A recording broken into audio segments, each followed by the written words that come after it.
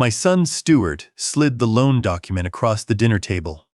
His Patek Philippe caught the light. Sign it or lose everything. I didn't move. He produced a folder. $12 million in debt. My signature on every page. Signatures I never wrote. Your signature's already on file, he said. I studied the forgeries. The loop in my H was wrong. 37 loans. 3 years of theft wearing my name. I reached into my jacket. Stuart expected a pen. I placed Agent Reyes's FBI business card on the table. Department of Justice seal facing my son. The color left Stuart's face. If you're still with me, please subscribe and drop your location in the comments. It means everything. My name is Edwin Holloway. I'm 64 years old. For 42 of those years, I designed buildings that kept people alive. That first commission came in 1987. Stain Vincent's West, a 60-bed pediatric wing on the northwest side of Indianapolis. I was 26, 3 years out of Purdue, with a degree in structural engineering and an architecture license I'd earned by sitting through the longest exam of my life. The contractor was a man named Gus Petrakis, 60 years old, hands wide enough to palm a cinder block, who looked at my blueprints and said nothing for 4 minutes. Load calculations are solid, he said. You do these yourself? Everyone. Good. I don't work with architects who let computers think for them. We broke ground in April. I walked that site every morning before the crew arrived, checking forms, measuring rebar spacing, running my hand along foundation walls, because you can feel a bad pour before you can see one. Gus watched me do it for a week before he stopped asking questions. By the time we topped out in October, he was sending me referrals. That hospital still stands. 3 renovations, 2 additions, 37 years of children walking through its doors. My name is on a plaque in the lobby, small brass letters most people walk past without reading. I don't need them to read it. The building reads for itself. After Steve Vincent's, the work came steady. Schools in Hamilton County, where the population was booming. A fire station in Broad Ripple that had to fit between 2 Victorian houses without destroying either one. I measured the gap 11 times before I drew the first line. Commercial offices, medical clinics, a library branch in Lawrence that won a regional design award in 1993. Each project taught me something. Each one added a line to the resume and a relationship to the Rolodex. In 1995, the Indiana Society of Architects gave me their award for excellence in public architecture. The ceremony was in the State House Rotunda. My wife Eleanor sat in the front row wearing the navy dress she'd bought for the occasion, the one she said cost too much, and I said didn't cost enough. My son Stuart, 13, sat beside her looking bored. I didn't blame him. Architecture ceremonies aren't built for 13-year-olds. But it was the Marion County Courthouse that made me proudest. Designed it in 1994, completed in 1996. 200,000 square feet of justice, built to last centuries. The limestone came from a quarry in Bedford. I specified every slab. There's a plaque on the east wall that reads, "Designed by Edwin R. Holloway, P.E.A.I.A." I walk past it sometimes just to make sure it's still there. The home came first, though. 1991. I bought a lot in Meridian-Kessler, a neighborhood of old trees and wide porches where people knew their mail carriers by name. I drew the plans myself, a craftsman-style house with exposed beam ceilings, built-in bookshelves lining the hallway, and a wraparound porch with hand-turned spindles that took me 3 weekends to shape on a lathe borrowed from Tom Calloway. Tom, my former business partner and the most loyal man I've known in 30 years. But I'll get to Tom. The house was 3,200 square feet, and I built every inch of it with my own hands and a rotating crew of subcontractors who traded labor for future project referrals. Eleanor picked the kitchen tile. The bathroom fixtures, the color of the front door. Forest green. She said it looked like it had always been there. That was the highest compliment Edwin Holloway gave a building. Eleanor managed our home the way I managed a construction site. Schedules, budgets, the 1,000 daily decisions that keep a house standing. She raised Stuart while I walked job sites from Terre Haute to Fort Wayne, sometimes gone 3 days a week. She never complained, not once. That wasn't her way. When I'd come home late and find dinner wrapped in the oven and a note on the counter, the note never said, "I miss you," or "When will you be home more?" It said, "Stuart got an A on his science project, and porch light is flickering again." She held everything together so I could build. And for Stuart, I built more than hospitals. In 1998, a firm in Chicago offered me a partnership. Bigger projects, national clients, a salary that would have doubled my income overnight. Stuart was 16, a junior at North Central High School. The move would have pulled him out mid-year, away from his baseball team, his friends, the girl he'd just started dating. Eleanor and I talked about it for 2 nights. The numbers made sense. The timing didn't. "He's got 2 years left," Eleanor said. 2 years. Then he's gone. I called Chicago the next morning and declined. Stuart never knew. I never told him what I'd turned down for his stability, and I wouldn't have expected thanks if I had. That's not why you do it. After high school, Stuart wanted a business degree. Indiana University, 4 years, tuition and housing and books, and every expense in between. $120,000 over 4 years. I wrote the checks each semester, drove down to Bloomington for parents' weekends, sat through dinners where Stuart introduced me as my dad, the architect, to roommates who nodded and changed the subject. When he graduated, he wanted a house. Not right away, but within a year. I put up $50,000 for the down payment on a 3-bedroom in Castleton, signed the check the same day he asked, didn't negotiate, didn't set conditions. Then came the company, Holloway Construction. Stuart's idea, but my money. $200,000 in seed capital. So my son could start a business, carrying the name I'd spent 4 decades building. I gave it freely. My father had been a factory worker in Muncie, who died at 58 with nothing in the bank and a mortgage still owing. I wanted Stuart to start from a position I never had. Family doesn't keep ledgers. Every dollar I gave Stuart was a gift. I never asked for repayment. Never created a loan agreement. Never sat him down with a spreadsheet and said, "Here's what you owe me." Maybe I should have. But that's not how Edwin Holloway raised his son, and it's not how Eleanor would have wanted it done. That was the world I lived in. Buildings that stood. A wife who held everything. A son who had every advantage I could hand him. Then Eleanor got sick. Pancreatic cancer. The doctor said the word in a small beige room at EU Health Methodist, and Eleanor squeezed my hand so hard I felt the bones shift. She was 62. The prognosis was 6 to 12 months. She got 8.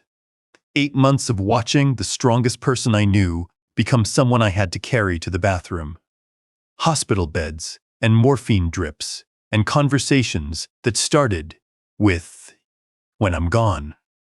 I sat beside her every night in that hospital room, and sometimes she'd reach for my hand in the dark and say, "Edwin, the porch light is flickering again." She wasn't confused. She was remembering, and I'd hold her hand and tell her I'd fix it in the morning. She died on a Tuesday, October, 2 years ago. The leaves on the Meridian-Kessler maples had just started turning. I drove home from the hospital alone, walked into our house, and sat in her chair by the kitchen window. The porch light was on. It wasn't flickering, but nothing in that house worked right anymore. After the funeral, I disappeared into the basement. My workshop down there had custom lighting, magnification equipment, 40 years of architectural tools arranged the way I liked them. and on a stand that Eleanor had given me for our 40th anniversary, a walnut base with a brass plate engraved EH with love sat the beginning of something I'd wanted to build for years. The walnut was heavy in my hand when I moved it, the grain tight and dark, aged the way good wood ages. A 1/48 scale replica of the U.S. Constitution. Old Ironsides. 204 feet of American frigate compressed into 4 feet of hand-cut wood, copper wire rigging, and canvas sails the size of postage stamps. The kind of project that demands total concentration. One wrong measurement, one miscut plank, and the entire hull goes wrong. I worked on it for hours each day. Not because I needed a hobby, because I needed the precision, the focus, the feeling of building something that required everything my mind could give.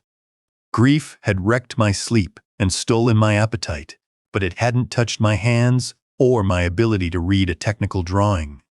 Stuart came by twice in those first months. Both times, he found me in the workshop, magnifying glass in hand, tweezers holding a piece of copper wire thinner than a human hair. "Dad, you okay down here?" he asked the first time, standing at the bottom of the stairs with his hands in his pockets. "I'm building a ship." He looked at the half-formed hull, the scattered tools, the single lamp casting a tight circle of light.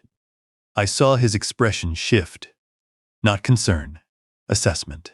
The second visit was 3 weeks later. He didn't ask about the ship.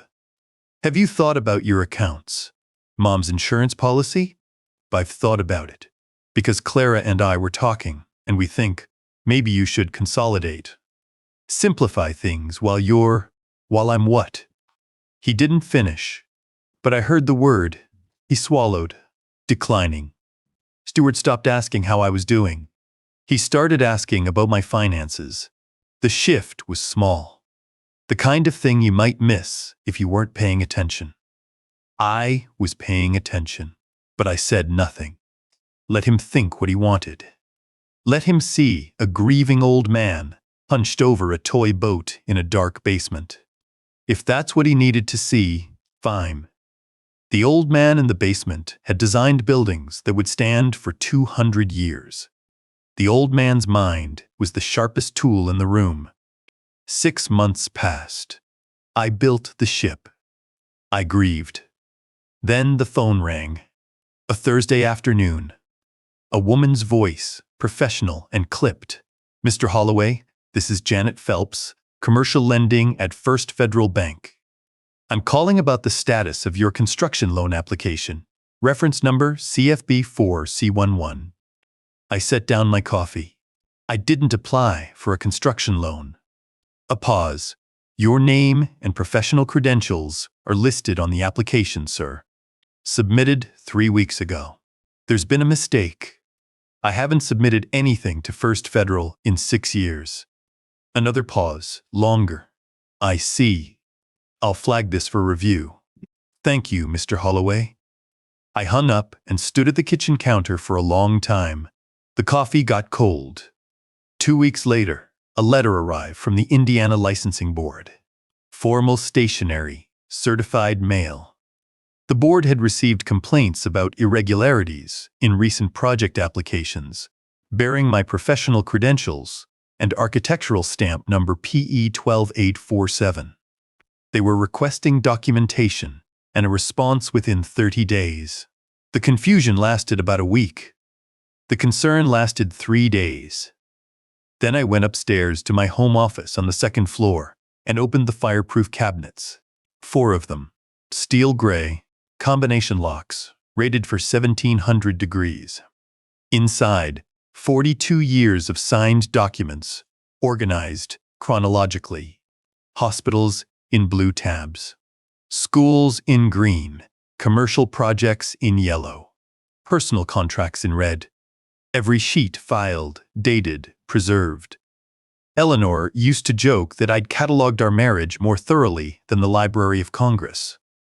I pulled the bank's copy of the questioned application, set it next to a contract I'd signed in 2019, put on my reading glasses, and studied both signatures under the desk lamp.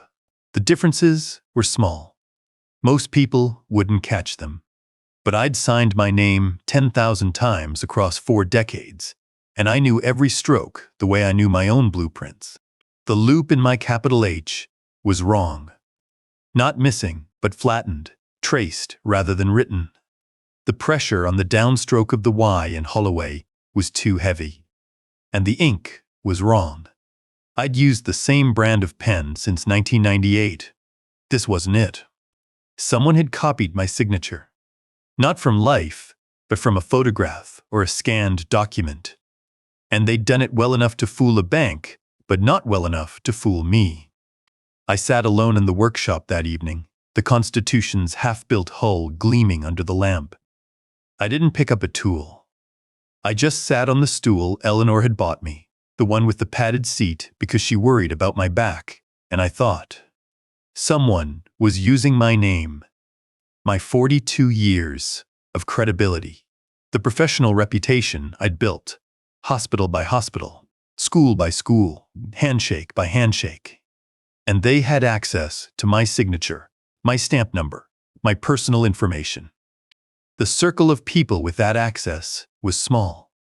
I called Tom Calloway the next morning. "Meet me at the lake house," I said. "Bring coffee. This is going to take a while." Tom, my former business partner and the best friend I've had for 30 years, was waiting on the screened porch of his A-frame cabin on Geist Reservoir when I pulled up. 66 years old, retired general contractor, a man who could frame a wall in his sleep and spot a crooked joist from across a room. He poured me coffee in the same chipped mug he'd used since 2003. "Tell me," he said. I told him. The bank call, the licensing board letter, the forged signature. He listened without interrupting, the way a good contractor listens to a structural engineer explain why the foundation has shifted. When I finished, his face was red. "Who?" "I don't know yet." "The hell you don't." His mug hit the table hard enough to slosh coffee over the rim. "Who has access to your stamp, your signature, your financial records? Who's been asking about your accounts?" I didn't answer. I didn't need to. Tom's jaw worked. He set the mug down and gripped the edge of the table. "What do you need from me?" "Your connections, contractors, suppliers, anyone who's worked with Holloway Construction in the last 3 years. I need to know what Stuart's been building and how he's been paying for it." "Done," Tom said. "What else?" "I need a lawyer. I know 3. And I need one more thing." I looked out at the reservoir, the October light flat on the water. "I need to call the FBI." Tom went quiet. He understood what that meant. Not just investigation, not just evidence, the end of something between a father and son that could never be rebuilt. "You sure?" he asked. "Someone used my name to steal money from a bank I've worked with for 35 years, I said. "I'm sure." I called the FBI's white-collar crime division that afternoon, explained the situation to a woman who took careful notes and said someone would be in touch within 48 hours. Agent Patricia Reyes arrived at my front door 2 days later. 45, dark hair pulled back, a navy suit that fit like she'd worn it to 100 of these meetings. She carried a leather portfolio and shook my hand the way a contractor shakes. Firm, no extra seconds. I walked her through my home office, showed her the 4 cabinets, explained the color coding system, pulled examples from each decade to demonstrate how my signature had evolved over 42 years. She studied them without speaking, placing documents side by side on my desk, tracing the letter formations with a gloved fingertip. She mentioned most people shred documents after 7 years. I told her most people don't build hospitals. She looked up from the desk. Something shifted in her expression. Not surprise. The look of a professional meeting another professional on shared ground. I gave her 200 authenticated signature samples spanning 4 decades. The 1987 hospital contracts, the 1995 award documentation, the 2015 courthouse certificates. Every stage of my career, every evolution of my handwriting, cataloged and preserved. I need to know who's doing this, I said, and I need to stop them. Reyes studied the questioned documents one more time, compared them against my authentic signatures from 2010, then from 2020. She set both pages down, aligned their edges with a precision that reminded me of my own habits. "Mr. Holloway," she said, "I think you already know who it is." I looked at the half-built Constitution on Eleanor's stand. I did. I just wasn't ready to say his name. The disrespect didn't start with bank calls and licensing board letters. It started with silence. 6 months after Eleanor's funeral, the Sunday dinner invitations stopped. No phone call, no explanation. For 7 years, Stuart and his wife Clara had hosted Sunday dinner at their Castleton home. Roast chicken or pot roast, Lucas running through the house, Eleanor and I arriving at 5 with a bottle of wine and whatever dessert she'd baked that morning. After Eleanor died, I kept showing up. Same time, same bottle of wine.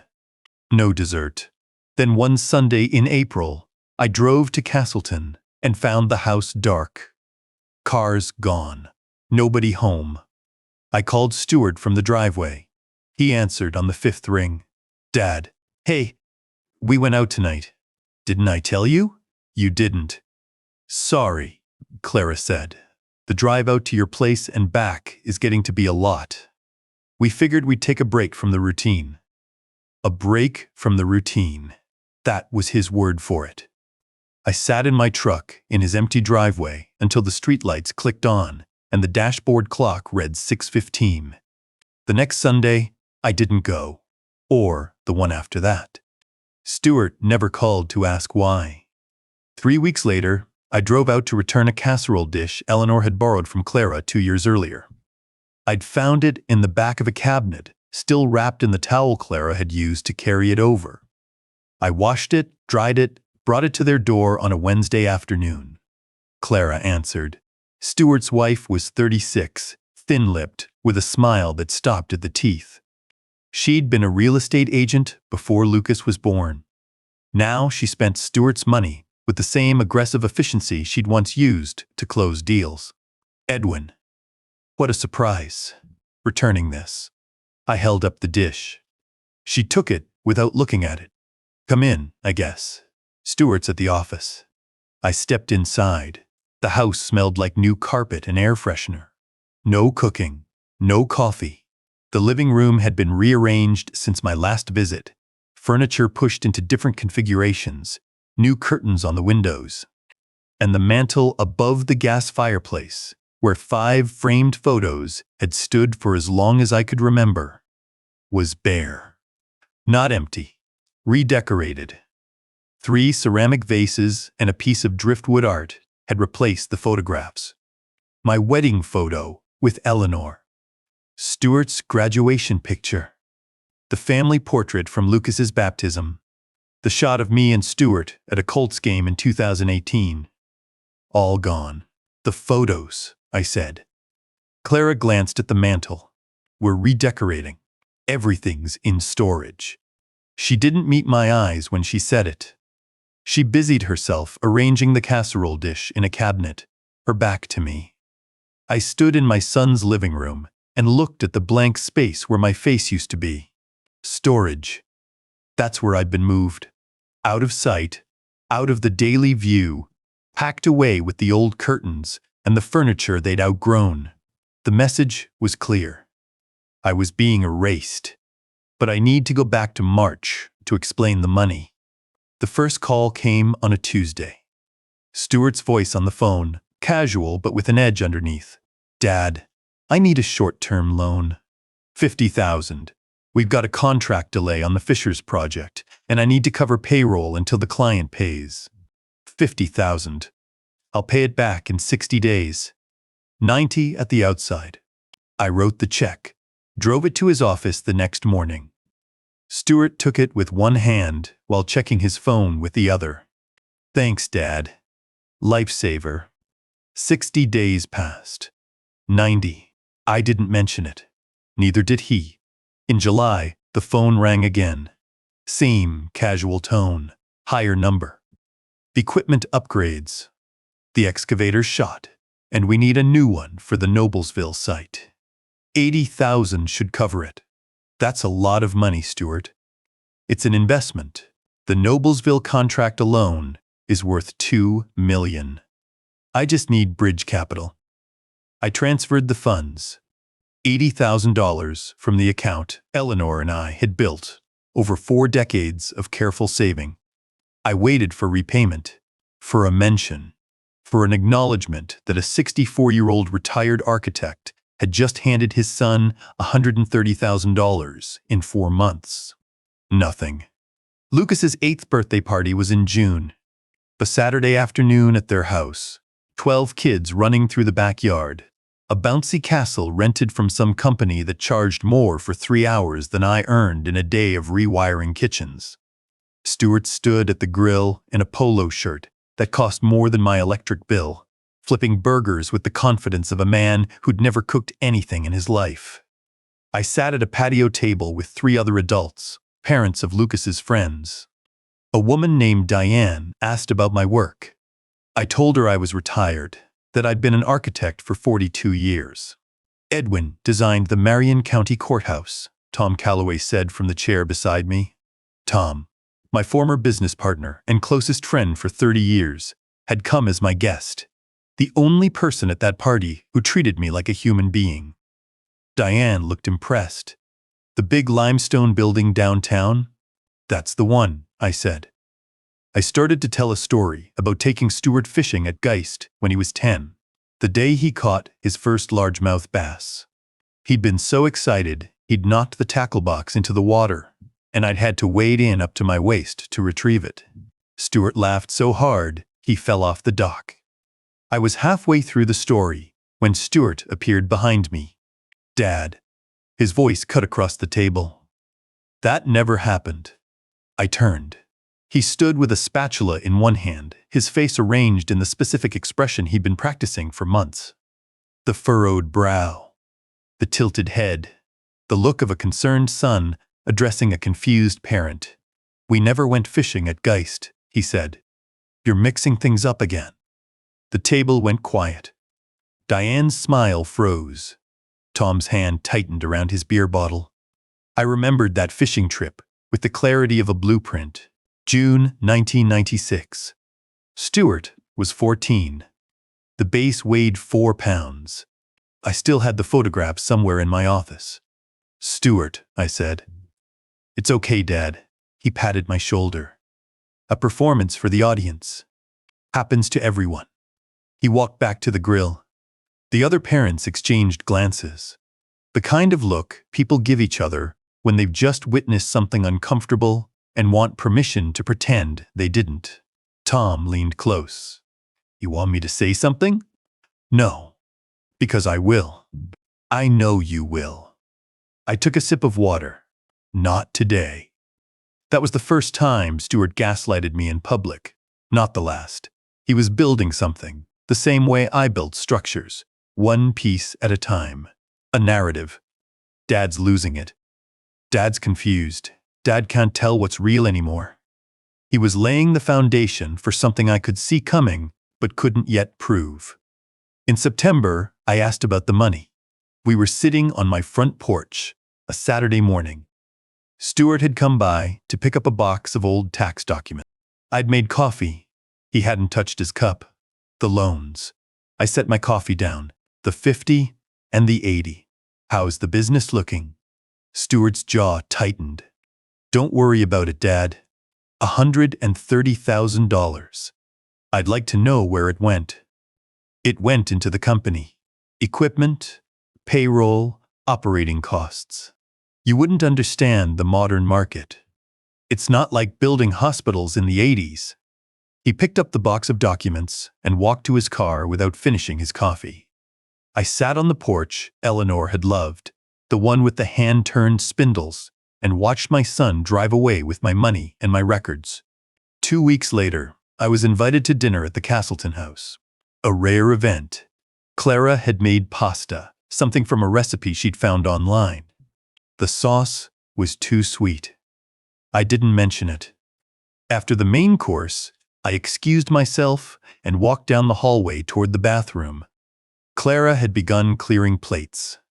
The kitchen was on the right, separated from the hall by a half-wall. She stood at the sink, Stuart beside her, drying a pan. Their voices carried. They didn't know I'd stopped walking. "How long until we can get power of attorney?" Clara said. "He's losing it." Everyone at the birthday party saw it. Stuart's response was low, muffled by the running water and the clinking of dishes. I couldn't make out the words, but I heard what wasn't there. No disagreement, no defense, no correction. No, that's my father, and he's fine. I stood in that hallway for 5 seconds. Then I walked to the bathroom, closed the door, and looked at my reflection in the mirror. The face that looked back was 64 years old, clear-eyed, and thinking at full speed. I flushed the toilet, washed my hands, and returned to the table. "Dessert?" Clara asked, that thin smile fixed in place.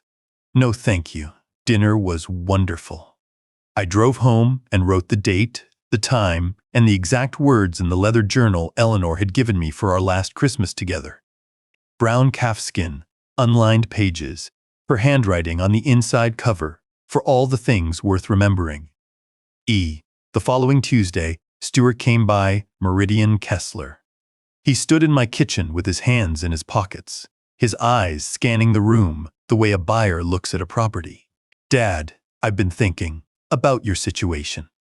My situation. Living alone. This big house. The stairs. "Have you thought about, a community? Something with support staff. For your safety. A nursing home." He was talking about a nursing home. I was 64 years old. My knees ached and my back protested after long days. But I could wire a circuit panel, build a ship model requiring surgical precision, and recall every contract I'd signed in 4 decades. "I'm fine here," I said. "Just something to consider." He looked around the kitchen again. At the cabinets I'd built. The tile Eleanor had chosen. The forest green door visible through the window. The weeks that followed were erosion. The same process I'd watched eat foundations, aimed at a person instead of concrete. Clara stopped calling me Edwin. I became a pronoun. He, him. When is he leaving? She asked Stuart during a phone call I wasn't supposed to hear.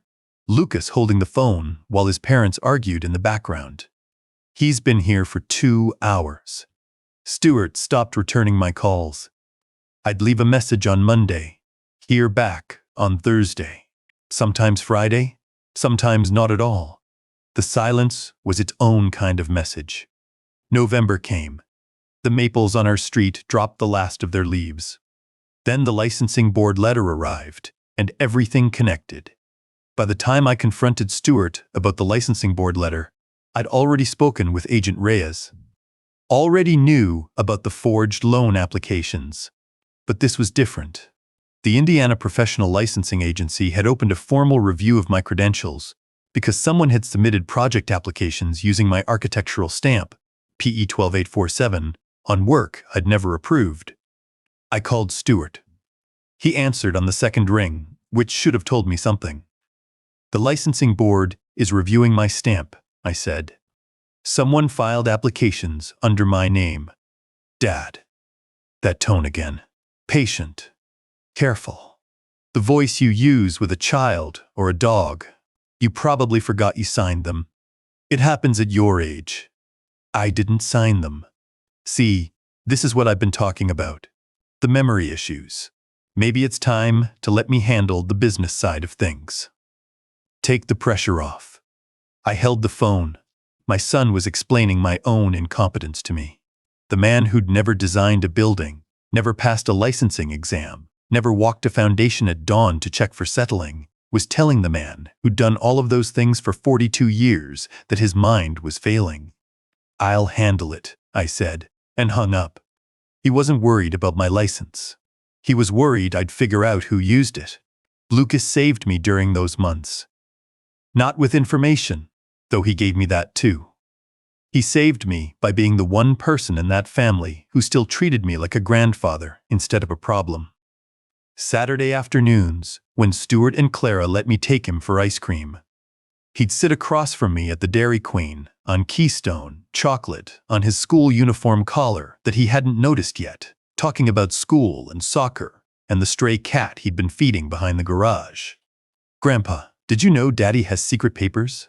I set down my spoon. "What kind of papers?" "In his office. The room with the lock. He and Mommy fight about them sometimes." "What do they say when they fight?" Lucas shrugged. "I can't hear. The door's thick. But Mommy was really mad last time. She said, 'Grandpa's house is worth lots of money.'" He went back to his ice cream. 8 years old. No idea what he'd just told me. I wrote it in the journal that night. Every word. Lucas's observations joined the growing catalog of dates, quotes, dollar amounts, and patterns. The journal had started as grief. It became evidence. I worked on the Constitution every evening. Yeah. The copper rigging required steady hands and a focused mind. Each tiny knot, each thread of wire pulled through a block smaller than a grain of rice, demanded the kind of concentration that left no room for anger. Anger had a purpose, and its time hadn't come yet. I met with Reyes at my kitchen table on a Tuesday morning. She sat where Eleanor used to sit, her leather portfolio open, her pen moving across a legal pad as I read from the journal. Dates. Conversations. The power of attorney comment. The nursing home suggestion. The financial demands totaling $130,000 in direct transfers, separate from the $12 million in forged loans. Reyes wrote without interrupting.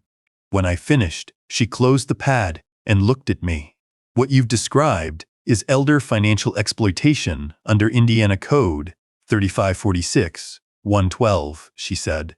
Level 5 felony. Enhanced penalties because the perpetrator is a family member. That adds to the federal case? It strengthens it. The judge will see a pattern.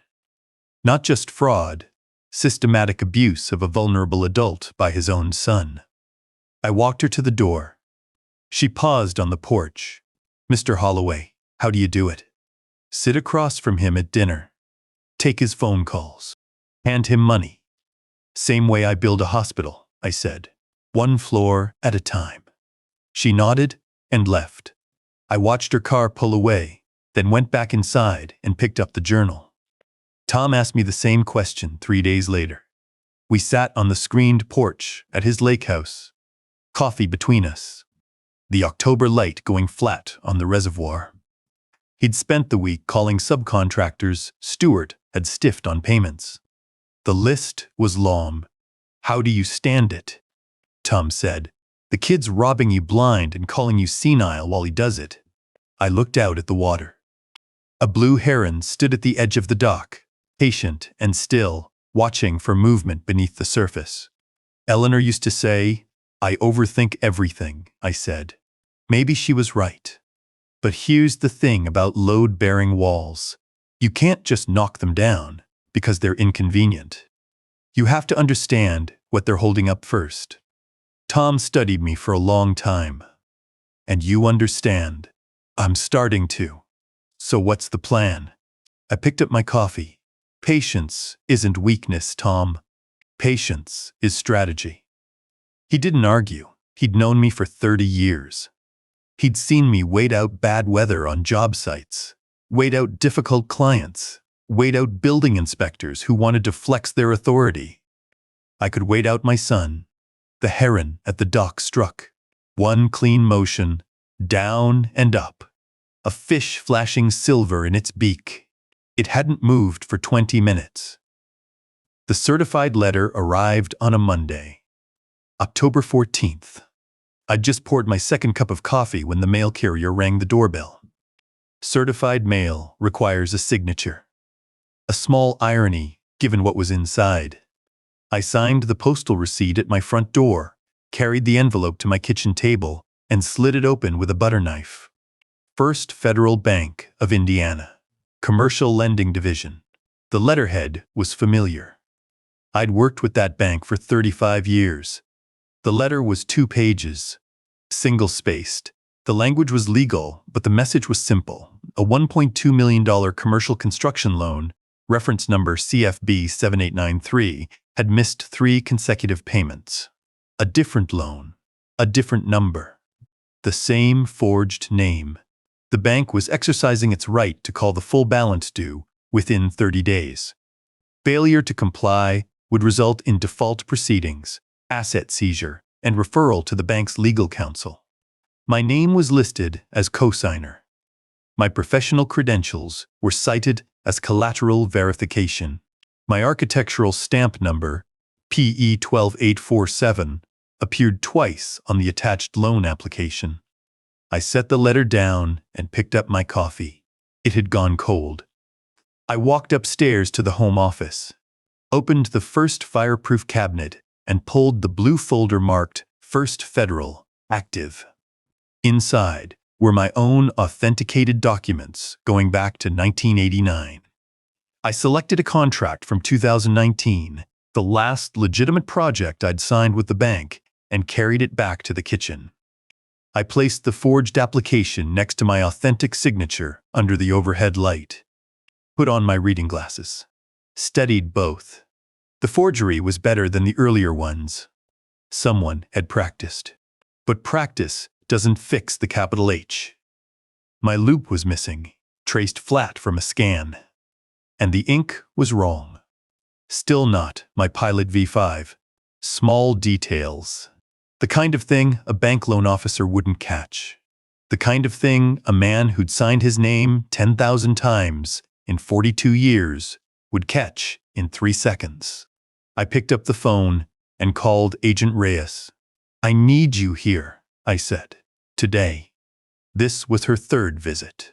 The first 2 had been about building the case. This one was about ending it. She arrived at 11:15. Same dark suit, same leather portfolio. She set her briefcase on the kitchen table, the one Eleanor had picked out at an estate sale in 2004, solid oak with turned legs, and opened it without small talk. "The forensic document unit finished their analysis last week," she said. "I was going to call you tomorrow." This accelerates things. She spread 5 documents across the table. Summary reports. Charts. Side-by-side signature comparisons printed on high-resolution paper. 37 fraudulent loan applications over 3 years, she said. Total value, $12 million. Everyone bearing your forged signature and professional credentials. Everyone processed through First Federal Bank. I looked at the number. 12 million. The number sat on the page the way a load calculation sits on a blueprint. Precise. Final. $12 million stolen using a name I'd spent 4 decades earning. The applications were submitted electronically, Reyes said. Which makes this federal. Wire fraud under 18 UU. SC 1343. Each application is a separate count. Maximum penalty of 20 years per count. 37 counts, I said. 37 counts. She paused, letting the math work. Plus conspiracy. Plus forgery. Plus elder financial exploitation under Indiana state law. I turned the certified letter so she could read it. She scanned it, set it down, and aligned its edge with the other documents on the table. The same habit I had. Precision as reflex. "We have enough to arrest him today," Reyes said. I looked up from the documents. "The forensic analysis is conclusive," she said. "The bank records are comprehensive. We can present this to a grand jury within the week and have an indictment by month's end. But if you want the full case, wire fraud with conspiracy, elder financial exploitation, the works, we need more. We need him on tape, admitting knowledge and intent. A defense attorney will argue the signatures were authorized, that you gave verbal consent, that your son was acting on your behalf. We need Stuart's own words to close that door. You want me to wear a wire? She opened a smaller case inside the briefcase. 2 items sat in foam cutouts. The first was a pen, brushed steel, identical to the Pilot V5s I kept in a cup on my desk. Except this one had a microphone and a solid-state recorder embedded in the barrel. Broadcast quality audio, Reyes said. 12-hour battery. Looks and writes like a standard pen. The second item was a hearing aid. Flesh-colored, slightly larger than a commercial model. Backup recording device, she said. Redundancy in case the pen fails or gets left in a jacket pocket. She paused. Indiana's a one-party consent state. Any recording you make of your own conversations is admissible in federal court. She closed the case and looked at me across the table. The look wasn't professional. It was personal. Mr. Holloway, you don't have to do this. We can build the federal case without your direct involvement. The forensic evidence and bank records are strong enough for prosecution. I cut her off, not with anger, with a sentence I'd been forming for a year. He used my name. 42 years of honest work. Every hospital, every school, every handshake with a client who trusted me because I earned it. He made me complicit in fraud against banks I've worked with for decades. People who see my signature on a document believe it because I've never given them a reason not to. I picked up the pen recorder. It had the right weight, the right balance. I need to hear him say it. Reyes nodded once. She didn't argue. She'd known the answer before she asked the question. I wore the pen to Stuart's office 3 days later. The Holloway construction building sat in a Castleton business park off Allisonville Road. Stuart had purchased it 18 months ago. I knew now with whose money. The lobby had marble floors and recessed lighting and a reception desk that cost more than my first car. The air smelled like new carpet and cologne. Nothing like my workshop, where the air carried sawdust and solder. On the wall behind the desk, a brass-framed company timeline stretched 20 feet. I stopped in front of it. The timeline started in 1987, my first project. St. Vincent's West, the pediatric hospital I'd designed at 26. There was a photograph of the building and a caption that read, Holloway Construction's Founding Project. No mention of Holloway architecture. No mention of Edwin. The timeline continued. My courthouse, my schools, my fire station. Project after project, year after year, each one rebranded as though my son had designed them. As though his name had been on those blueprints. As though his feet had walked those foundations at dawn. Stuart met me in the lobby wearing a suit that didn't fit his shoulders and a smile that didn't fit his face. Dad, good to see you. Let me show you around. He walked me through the building. Conference room with a 70-inch screen, break room with an espresso machine, private bathroom off his corner office with fixtures that belonged in a hotel. Every surface screamed money. None of it earned. His office told the whole story. A mahogany desk the size of a dining table, leather chairs, and on the wall behind his desk, a custom walnut display case with glass doors. Inside it, 17 watches arranged on black velvet stands. I recognized some of them from the FBI's asset inventory. The Patek Philippe Nautilus, $85,000. 3 Rolex models. And Audemars Piguet Royal Oak. Stuart settled into his leather chair and gestured for me to sit across from him. The pen recorder sat in my breast pocket, no indicator light visible from outside. How's the ship coming? He asked. He meant the Constitution model. Getting there. You spend a lot of time on that thing. He said it the way you'd comment on a child's hobby. Nice that you're keeping busy.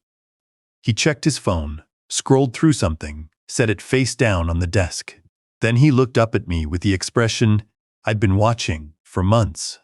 The mask of a son who believes his father sees nothing. Listen, Dad, I wanted to talk to you about a couple of things. Business stuff. Go ahead. The old loans. The ones you co-signed. He said it casually, the way you'd mention a grocery list. They're fine. Nobody's looking too closely at the paperwork. Banks love the Holloway name. Your reputation does all the heavy lifting. The pen recorded. The hearing aid recorded. Stuart's own voice, in his own office, saying words that would play in a federal courtroom. He leaned back, crossed his ankle over his knee.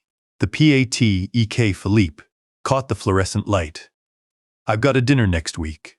Clara's cooking. I need you to come. What's the occasion? No occasion. Family dinner. He picked up his phone again, glanced at it, set it down. I do need you to sign one more document. Just a formality.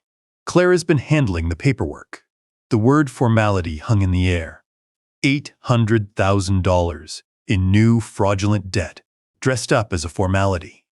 And Clara handling the paperwork, processing the applications, feeding the machine. I'll be there, I said. Great. Saturday at 6. Bring wine if you want. I stood, extended my hand.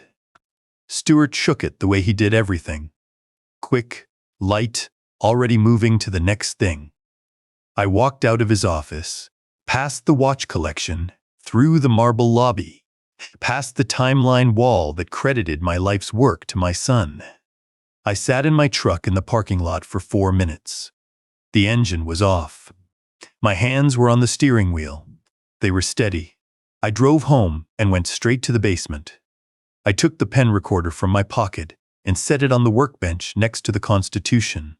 The ship sat on Eleanor's walnut stand, the hull complete, the copper rigging half finished. I sat on my stool and stared at both objects side by side. The architect's pen, repurposed.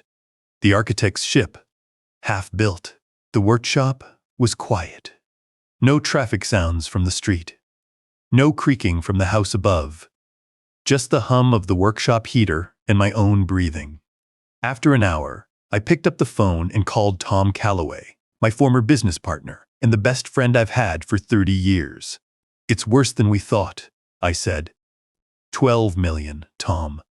37 loans. Silence on the other end. 5 seconds. 6, 7, 8, 9, 10. Son of a bitch, Tom said. I told him about the wire, about Stuart's office, about the watch collection and the marble floors and the company timeline that erased my name from my own buildings. What did he say? Tom asked. Exactly. Your reputation does all the heavy lifting. Another silence. I heard Tom set something down. A mug, maybe. The sound of a man who needed both hands free. What do you need? He asked. Come over tomorrow. I need a second pair of eyes on the evidence folder. I'll be there at 8. I hung up and went upstairs. The home office was dark except for the desk lamp. I opened the 4th fireproof cabinet, the one with the red tabs. Personal contracts. Legal documents. Family. The evidence folder sat in the middle drawer. I'd been building it for 6 months. Copies of all 37 fraudulent applications, printed from the FBI's evidence server. Bank statements tracing the money, $340,000 in watch purchases, receipts itemized by serial number, $285,000 for Clara's jewelry and spa treatments, payments on the Castleton building, the failed strip mall in Fishers that had consumed $2.1 million before the developer walked away. $12 million. Every penny accounted for. My filing system against his. Behind the evidence folder, in a red folder I hadn't opened in years, was the trust document. The Holloway Family Trust, established June 2008. Eleanor had insisted on it. What if something happens to one of us? She'd said. What if someone makes a bad decision? Stuart's not going to make bad decisions, I'd told her. Then there's no harm in putting it in writing. Edwin Holloway. The woman who checked the porch light every night because she knew I'd forget. The woman who filed our taxes 3 weeks early every year. The woman who looked at her 26-year-old son and saw not what he was, but what he might become, and planned for both. I opened the trust to page 7. Section 4B, the morality clause. Any beneficiary convicted of a felony or found by a court of competent jurisdiction to have acted against the interests of the trust grantor shall forfeit all rights to distribution, inheritance, or benefit under this instrument. Such forfeiture shall be total and irrevocable. Eleanor's handwriting in the margin. Make sure this stays. Stuart had never read the trust. I'd offered him a copy when we signed it. He'd waved it off. I trust you and Mom, Dad. I don't need to read the fine print. He trusted us, and he never read the document that would strip him of every dollar he expected to inherit. The house he'd been pressuring me to sell, the investment accounts, the commercial property partnerships, all of it governed by 3 sentences his mother had written in the margin 16 years ago. I called Tom again. Bring your reading glasses tomorrow, I said. There's a trust document you need to see. Eleanor's? Eleanor's. I set the phone down and placed the trust document on top of the evidence folder. 2 stacks. 1 proving the crime. 1 delivering the consequence. Stuart forgot who taught him to file documents in the first place. He forgot that his mother checked every lock before bed.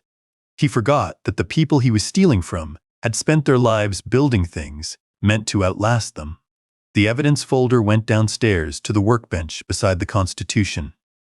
The ship's hull gleamed under the worklight. 44 gun ports, each one drilled with a bit the width of a pencil lead. The kind of work that requires a mind with no room for error. I picked up my knife and a strip of basswood and began cutting a spar for the foremast. The blade moved with precision, no hesitation, no tremor. Something had changed. Not in my hands, in my head. The second guessing was gone. The hoping. The waiting for the sun I raised to walk back through the door. He wasn't coming back. He'd never left. He'd just become someone else. The grieving father had been useful. He'd kept me patient, kept me quiet, kept me invisible while Stuart built his house of cards with my name on every wall. But patience had done its work. The evidence was gathered, the wire was worn, the trust was found. The dinner invitation was accepted. Now the architect remained. And the architect was designing something Stuart would never see coming. Not a building this time. A controlled demolition. Every charge placed. Every calculation verified. The building would come down exactly where I aimed it. I set the knife down and examined the spar. Straight. Clean. No wasted cuts. The 3 days before the dinner, I pulled apart 42 years of my life and spread it across every flat surface in the house. Tom arrived at 8 on Wednesday morning, the way he said he would. He carried 2 thermoses of coffee and a folding table he'd strapped to the roof of his truck. We set the table up in the home office beside my desk. 2 surfaces weren't enough. By noon, we commandeered the hallway floor. Walk me through the system, Tom said, standing in front of the 4 cabinets with his hands on his hips. I opened the first one. Steel gray. Combination lock, rated for 1700 degrees. The folders inside were arranged left to right, oldest to newest. Blue tabs are hospitals. Green tabs are schools. Yellow is commercial. Red is personal and legal. Tom pulled out a blue folder from 1987, stained Vincent's West. He opened it and found the construction contract, my signature at the bottom in black ink. 26 years old when I wrote it. The handwriting was tighter then, the letters more angular. This is everything? He asked. Every contract, every proposal letter, every change order I signed in 42 years. Tom set the folder on the desk and looked at the cabinets. 4 of them, 8 drawers total, hundreds of folders, thousands of signatures. Stuart thought you threw all this away, he said. He mentioned it once, 2 years ago, right after Eleanor died. Said something about clearing out the old files, making room. And you said? Nothing. I let him think what he wanted. Tom shook his head. He never checked. He never checked. That assumption would cost Stuart everything. He built his forgery scheme on the belief that his father was a grieving old man who'd tossed his records with his retirement. He never walked upstairs and opened a cabinet, never asked to see the filing system, never verified the one detail that mattered most. My son, who claimed to run a construction company, didn't do his due diligence. I pulled the 1987 contracts first. The foundational exemplar, my signature at 26, the capital E with its sharp crossbar, the H with a tight loop at the top, the Y trailing low with a thin tail. Every letter formed with the care of a man who understood that his name on paper meant something. Tom held the page under the desk lamp while I retrieved the next set. The 1995 Award for Excellence documents, signed at a ceremony in the State House Rotunda. 8 years of evolution showed in the handwriting. The E had relaxed. The H loop had opened wider. The overall script was faster, more confident. A man in his mid-30s signing with the comfort of established reputation. Then the 2015 courthouse certificates. Nearly 3 decades after St. Vincent's. My signature at 55 had settled into its final form. The H loop was wider still, an open flourish that came from muscle memory and 10,000 repetitions. The Y had shortened. The pressure was lighter, the pen barely touching the paper on upstrokes. I laid them in a row across the desk. 1987, 1995, 2000, 2005, 2010, 2015, 2019. 7 points on a timeline. 7 versions of the same name, each one different from the last. The way a building ages, gradual changes visible only when you compare the original blueprints to the current structure. I'd done this comparison alone weeks ago, sitting at this same desk with Reyes standing beside me. Now I needed Tom to see it. I set Stuart's forgeries beside them. Tom leaned over the desk. He didn't need reading glasses for this. They're all the same, he said. Every single one. 3 years of forged signatures, and he used the same one every time. Where'd he get it? I pulled a photograph from the red-tabbed personal folder. A 2010 magazine article about the Marion County Courthouse renovation, featuring a photograph of me signing a completion certificate. The camera had captured my signature at an angle, clear enough to trace. He copied this, I said, a 10-year-old photograph. And he used it for 3 years, without changing it. Tom picked up the 2010 photograph and held it next to a forgery from 2023. The traced signature matched the photo. But it didn't match any of my actual signatures from 2023. He got lazy, Tom said. His jaw was tight. Used the same traced signature for 3 consecutive years. Didn't realize you'd changed how you wrote the H. I pointed to the specific failures with a pencil tip, the same way I'd mark errors on a blueprint.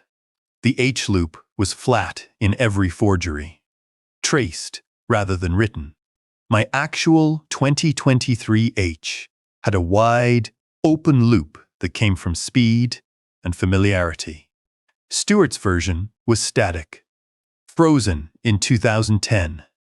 The pen pressure was wrong on the downstroke of the Y, too heavy. I'd been using the same Pilot V5 since 1998, which produces consistent, light pressure. Stuart's pen was different, heavier ink, wider line, and on 2 letters, the stroke sequence was reversed. The O in Holloway was drawn clockwise in Stuart's forgeries. I've drawn mine counterclockwise since I was in grade school. 3 details, 3 failures. Any forensic analyst would catch them in minutes. How many documents are we looking at? Tom asked. 37 forged applications against 200 authenticated exemplars from 4 decades. Tom sat down in the desk chair. He never had a chance. Agent Reyes arrived on the second day, Thursday, 10:15 in the morning. She carried a briefcase and a sealed envelope from the FBI's Forensic Document Unit. She opened the envelope on the folding table and spread the contents beside our own comparison work. The FBI's report ran 46 pages, high-resolution scans, pen pressure analysis charts, stroke velocity measurements, letter formation diagrams comparing authentic signatures to forgeries at microscopic levels. Every inconsistency Tom and I had identified was confirmed. The FBI's examiners had found 12 additional points of divergence we'd missed. The report's conclusion was a single sentence. The questioned signatures are not consistent with authentic exemplars and were produced through mechanical reproduction, most likely tracing from a photographic source. Your filing system made this possible, Reyes said, aligning the report pages with our exemplar timeline the way I would have. Most victims of signature forgery can produce 5 or 6 comparison documents. You gave us 200. She pulled a phone from her pocket. There's someone you need to speak with. Reyes dialed and set the phone on speaker between us. Mr. Holloway, this is Maggie Okonkwo, Senior Loan Officer at First Federal Bank, Commercial Lending Division. Maggie's voice carried the cadence of a woman who processed numbers for a living and took personal offense when someone corrupted them. I've been at First Federal for 23 years, she said. I processed my first Holloway account in 2002. Your name has been in our system longer than most of our employees. Thank you, Maggie. Don't thank me yet. A pause. Papers shuffling on her end. Over the past 3 years, I processed 11 loan applications bearing your signature and professional credentials. 11 applications I approved because the name Edwin Holloway has meant something at this bank since before I arrived. I heard the anger underneath her professional tone, not at me, at what had been done to both of us. The 7th application is when my system flagged the account, she said. The velocity was wrong. Edwin Holloway doesn't need 37 construction loans in 3 years. Nobody does. But the name kept sailing through because our institutional trust in you overrode the automated triggers. When did you compare the signatures? Reyes asked. After the 7th application. I pulled the original 2002 account signature and placed it next to the most recent application. The differences jumped off the page. The capital H, the pen weight. Once I saw it, I couldn't unsee it. Every application I'd approved was a forgery. Silence on the line. Then Maggie spoke again, her voice lower. I've built my career on risk assessment. 35 years of on-time payments, completed projects, clean paperwork. Those numbers told a story I trusted. Someone took that and turned it into a weapon against my bank and against you. That someone used my hands to do it. I understood her anger. It was the same thing I felt. Not just theft of money, theft of trust, of the institutional relationships built over decades through honest work. Maggie, I said, none of this was your fault. I know, but I'll testify to make sure it never happens again. After the call, Reyes opened a second folder. This one came from the FBI's Forensic Accounting Division. The financial trace was clean. $12 million. Every dollar accounted for and categorized. Reyes set the summary page on the desk and let me read it. $340,000 in luxury watches. The itemized list ran 2 pages. Make, model, serial number, purchase date, retail price. 17 watches. The Patek Philippe Nautilus Stuart wore to the office. 3 Rolex Submariners. And Audemars Piguet Royal Oak. Each receipt tagged for asset seizure proceedings, already being prepared by the U.S. Attorney's Office. $285,000 for Clara's jewelry and spa treatments. Credit card statements subpoenaed from Saks Fifth Avenue, Tiffany, and 3 Indianapolis retailers. Day spa receipts from a place in Carmel that charged $400 for a facial. $23,000 a month. I'd framed my first hospital for less than that. Payments on the Castleton office building consumed another significant portion. The mortgage on that building was already 3 months behind, despite the continuous flow of fraudulent money. Stuart was spending faster than he could steal. The failed strip mall development in Fishers. $2.1 million gone. Stuart's flagship project, the one that was going to prove he could build on his own. Over-leveraged financing, poor site selection, a general contractor who walked off the job after 3 missed payments. The development company folded 6 months ago. The land sat empty, a concrete pad and rusting rebar on a lot beside a gas station. Operating expenses and debt service consumed the bulk of the remainder. Payroll he couldn't cover, interest on loans taken to service earlier loans, legal fees from contractors threatening suit. The money flowed through Holloway construction like water through a cracked pipe, leaking from every joint before it reached the end. I read the summary twice. Each line item was a specific, documented act of conversion. $12 million in fraudulent loans turned into watches, jewelry, failed real estate, and an office building Stuart couldn't afford to keep. Holloway Construction was leaking money from every joint. Had been for years.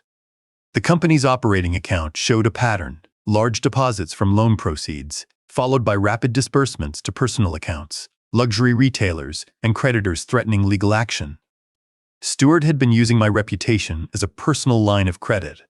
The Holloway name opened the vault. Stuart emptied it. I set the financial summary down and looked at the signature comparisons spread across my desk. 42 years of honest signatures on the left. 3 years of forgeries on the right. The gap between them measured more than penmanship. Then Reyes mentioned the insurance policy. Our financial investigators flagged repeated inquiries to Northwestern Mutual regarding a $400,000 life insurance policy, she said. The policy was issued to Eleanor Holloway in 2015. Your son has called their processing department 9 times in the past 18 months, asking about payout status. Tom looked at me. I said nothing for a moment. Stuart had been calling about Eleanor's insurance. 9 times. 18 months of asking when the money would arrive. $400,000. He'd already earmarked for whatever scheme came next. He doesn't know, I said. Know what? Reyes asked. 3 months after Eleanor died, I donated the entire payout to Riley Children's Hospital, their architecture scholarship fund. Tom set his coffee down. Eleanor and I discussed it before she passed, I said. The hospital I designed in 1987, St. Vincent's West. She wanted the money to go to young architects, students who couldn't afford school. We signed the donation documents together 2 weeks before she died. The scholarship bore both our names now. Edwin and Eleanor Holloway, displayed on a plaque at the hospital I'd designed at 26, the same hospital that appeared on Stuart's company timeline as though he'd built it. So Stuart's been calling Northwestern Mutual for a year and a half, Tom said, waiting for $400,000 that's already gone. Gone to children's health care, I said. Eleanor's final wish. Reyes closed her folder. The insurance detail wasn't part of the federal case, but it was part of the story.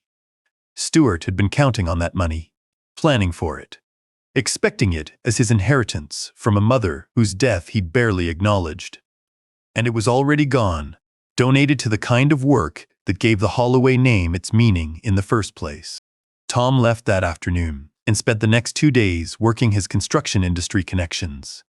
30 years in the Indianapolis building trades had given him a network that reached every job site, supply house, and union hall in the county. The calls came back fast. 3 subcontractors Stuart had stiffed on payments. A drywall crew owed $14,000 for a Noblesville project completed 8 months ago. An electrical contractor out $31,000 for work on the Fisher's strip mall that never got finished. A concrete supplier carrying an unpaid invoice for $42,000 that Stuart's office had stopped returning calls about. Every one of them remembered you, Tom told me on the phone Thursday night. Brennan from Midwest Electric had worked 3 of my hospital projects in the 90s. Paid on time, every job. Working for my son, he told Tom, was the worst experience of his career. Former employees came forward too. A project manager who'd been let go after questioning irregular billing practices. An office assistant who'd noticed that invoices were being submitted for work that hadn't been completed. A site foreman who'd quit after his paycheck bounced twice in the same month. The Indianapolis construction community remembered me. They remembered the handshake that meant a deal was done. The projects finished on budget. The Christmas bonuses paid even in lean years. And they remembered Stuart as the son who'd traded all of that for watches and marble lobbies. Tom gathered 6 witness statements in 2 days. Signed, dated, ready for the prosecutor. Friday evening came. The night before the dinner. The manila folder sat on my workbench, 3 inches thick. Copies of all 37 forged applications with the signature failures marked in red. Bank statements tracing $12 million to watches, jewelry, failed real estate, and an office building sliding toward foreclosure. Maggie Okonkwo's sworn statement. The FBI's forensic document analysis. 6 witness statements from subcontractors and former employees. Stuart's recorded admissions from the wire. The trust document with Eleanor's morality clause on page 7. Asset seizure filings sat in a separate envelope, ready for submission to the U.S. Attorney's Office on Monday morning. Every watch itemized. Every piece of jewelry cataloged. The Castleton building flagged for forfeiture proceedings. I called Reyes at 7. We'll be in position by 5:30, she said. Surveillance van on the street behind the house. 2 agents in an unmarked sedan at the end of the block. Your wire will transmit to both units. When you're ready, place the card on the table. We'll see the signal and move. Understood, Mr. Holloway. She paused. You've done more preparation for this than most law enforcement operations I've run. Whatever happens tomorrow, the case is airtight. I thanked her and hung up. Tom came by at 8. We sat in the workshop, the us Constitution between us on Eleanor's walnut stand. The ship was almost finished, the hull complete. The copper rigging strung through blocks smaller than match heads. The sails cut and hemmed. 3 years of work, nearing the final mast. I'd finished the foremast rigging that morning between evidence sessions, threading copper wire finer than 22 gauge through pulleys I'd carved from boxwood with a blade the width of a sewing needle. Tom held his coffee and looked at the ship for a long time. When are you going to finish it? He asked. After tomorrow. He nodded. He understood. I looked at the manila folder beside the ship. 2 objects on the same workbench. One I'd built to honor the past. The other I'd built to protect the future. 42 years, Tom. I designed hospitals where children were born. Schools where they learned to read. A courthouse where people found justice. And my son used all of it to steal $12 million from a bank that trusted my name. Tom didn't answer. He waited. Tomorrow, I said, I'm going to teach him what a real foundation looks like when it collapses. The anger had burned through months ago. The way a controlled demolition burns through det cord, fast, complete, leaving only the calculation behind. What remained was the cold clarity of a man who had checked every measurement, verified every calculation, and was ready to break ground. Tom finished his coffee and set the mug on the workbench. "I'll be at my place," he said. "Phone on. Whatever you need. I know." He gripped my shoulder once, firm and brief, and left. I sat alone in the workshop. The Constitution's rigging caught the light, copper threads running through blocks I'd carved over 3 winters. Eleanor's handwriting on the brass plate. E.H. with love. I picked up the manila folder and carried it upstairs to the kitchen table. Set it beside my jacket, where Agent Reyes's business card waited in the breast pocket. FBI, Department of Justice, White Collar Crime Division. A small card, 3 inches by 2 inches. The weight of 42 years behind it. Tomorrow, Stuart expected a pen. He'd get the card instead. I drove to Stuart's house on Saturday evening with the manila folder on the passenger seat and the pen recorder in my breast pocket. The hearing aid sat in my left ear, broadcasting to a surveillance van parked on the street behind the house. Agent Reyes had confirmed both devices at 4:30. "Clear signal," she'd said. "We're in position." The drive from Meridian-Kessler to Castleton took 22 minutes. I'd made it hundreds of times over the years, back when Sunday dinners were real, and Eleanor sat beside me holding a bottle of wine and whatever she'd baked that morning. Tonight, I drove alone. No wine, no dessert, just a folder full of evidence and a business card in my jacket. Stuart's house sat on a cul-de-sac, a 4-bedroom colonial he'd bought with the $50,000 I'd given him for the down payment. The porch light was on. 2 cars in the driveway. Clara's white Lexus and Stuart's black BMW, both financed with money that didn't belong to them. I parked on the street and sat for a moment with the engine running. The neighborhood was quiet. Kids' bikes in a yard, 2 houses down, a basketball hoop with a sagging net. Normal Saturday evening in Castleton. 2 blocks south, an FBI surveillance van sat between a landscaping trailer and a minivan. 3 federal agents inside, headsets on, recording equipment running. They could hear my breathing through the modified hearing aid. I turned off the engine, picked up the manila folder, and walked to the front door. Clara answered before I knocked. She wore a black dress and pearl earrings I hadn't seen before. The pearls were in the FBI's asset inventory. $12,000 charged to a Tiffany account funded by fraudulent loan proceeds. "Edwin, come in." Her lips curved without warmth. She stepped aside, and I entered the house I'd helped my son buy. The air smelled like roasted chicken and something sweet. Candles on the console table.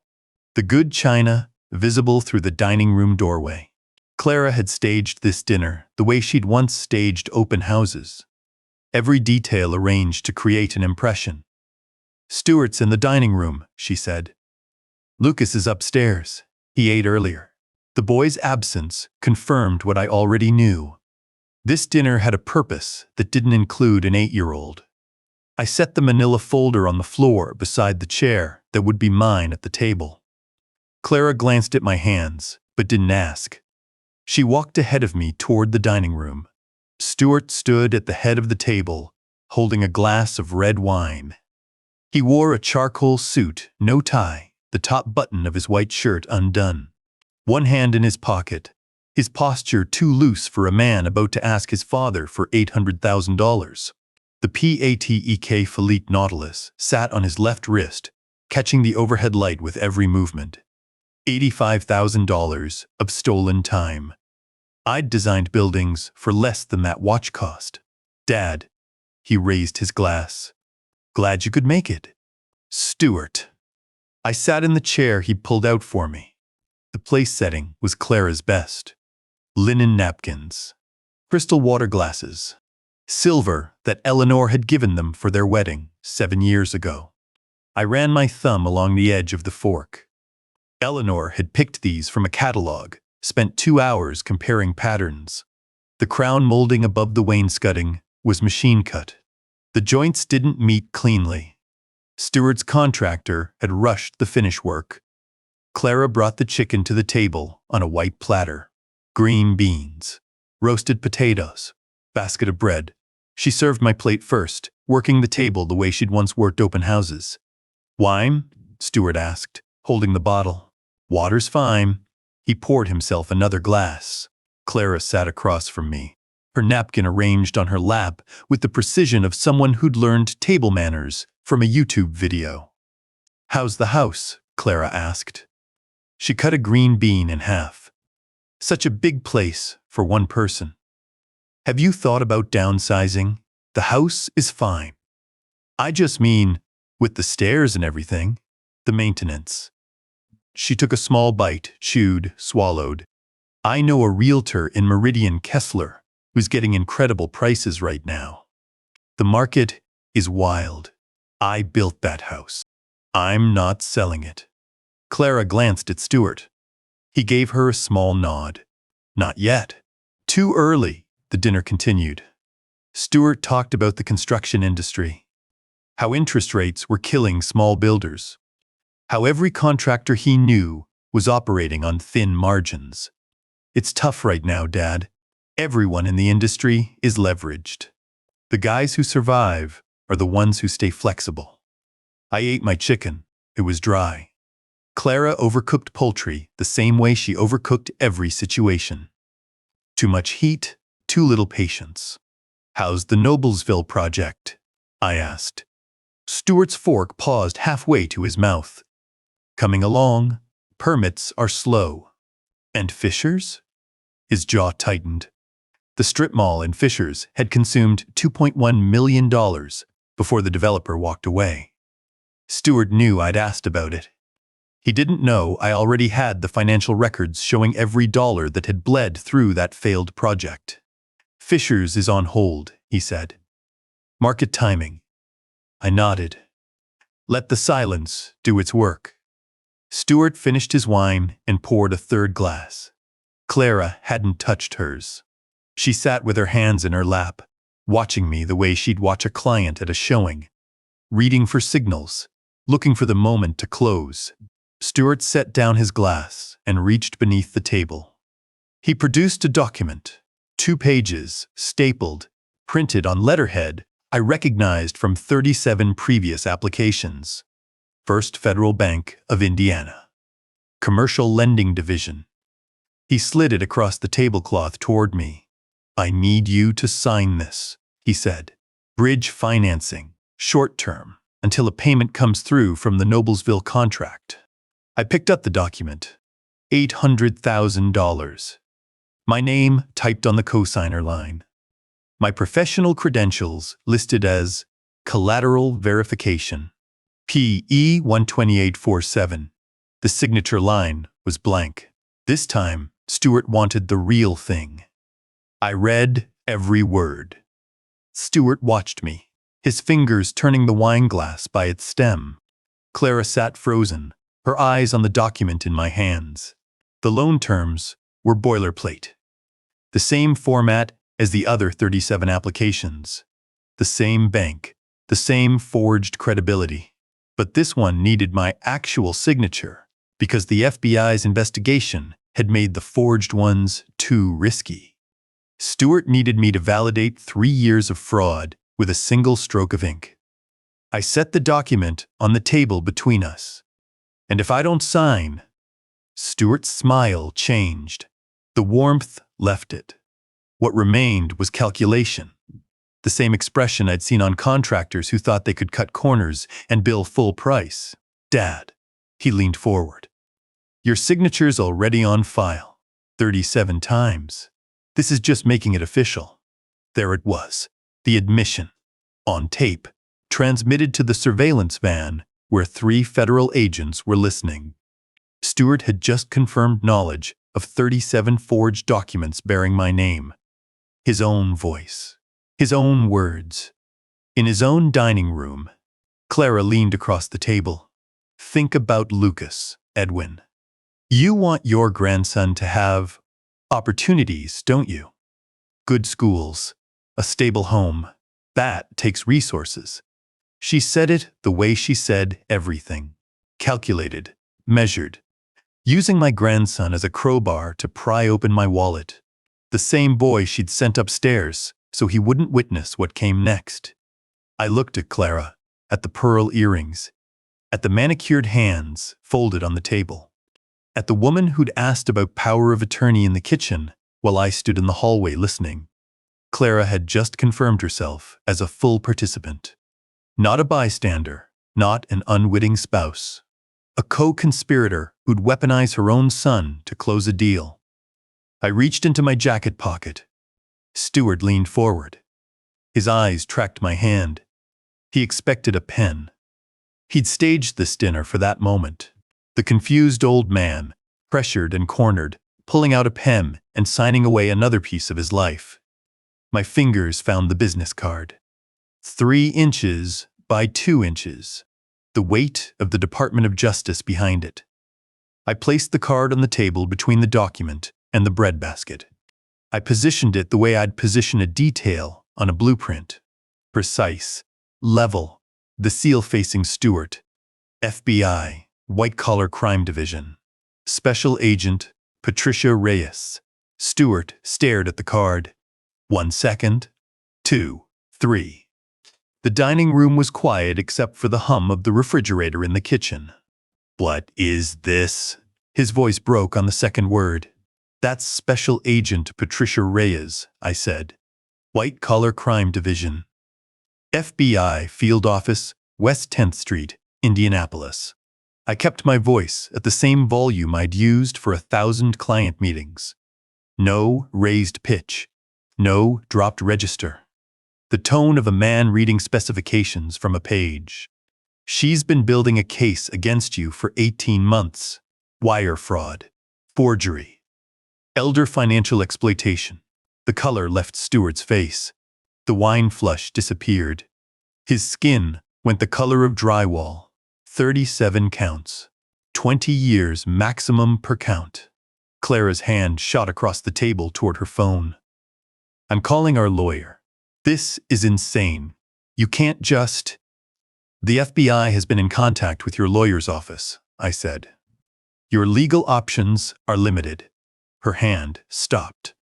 The phone sat 3 inches from her fingertips. She didn't pick it up. I reached down beside my chair and lifted the manila folder onto the table. 3 inches thick. I opened it and spread the contents across Clara's good china. Copies of all 37 forged applications, the signature failures marked in red ink. Bank statements with highlighted transfers. The watch receipts, 17 items, itemized by serial number and purchase price. The jewelry statements. The spa charges. The Castleton building mortgage. The Fisher's strip mall loss. Every forged signature, I said. Every stolen dollar. The watches, Clara. I looked at her. The jewelry. The building you thought you owned. It's all here. Every receipt. Every transfer, documented and filed. Stuart pushed back from the table. His chair scraped against the hardwood. His mouth opened, closed. His hand gripped the wineglass stem until the knuckles whitened. Then his shoulders dropped. The look of a man who realizes the foundation has failed and there's no repair that will hold. "You can't." His voice cracked. He gripped the edge of the table. "You're my father." I looked at my son. At the suit he'd bought with money he stole using my name. At the watch on his wrist that cost more than some of the subcontractors he'd stiffed would earn in a year. At the gray-blue eyes that matched mine but held nothing I recognized anymore. "And you made me complicit in fraud against banks I've worked with for 30 years. You used 42 years of my reputation to steal $12 million. You used my name, Stuart. My stamp, my signature. Every hospital I designed, every school, every handshake with a client who trusted me because I'd earned that trust over 4 decades. You took all of it and turned it into watches and marble floors. I stood, my knees ached, my back protested.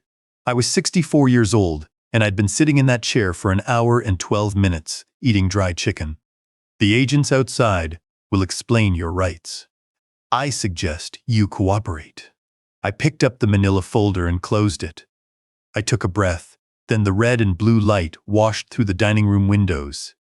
The strobing color moved across the walls, across Clara's china, across Stuart's face, across the bread basket and the untouched green beans and the business card, sitting on the tablecloth where a pen should have been.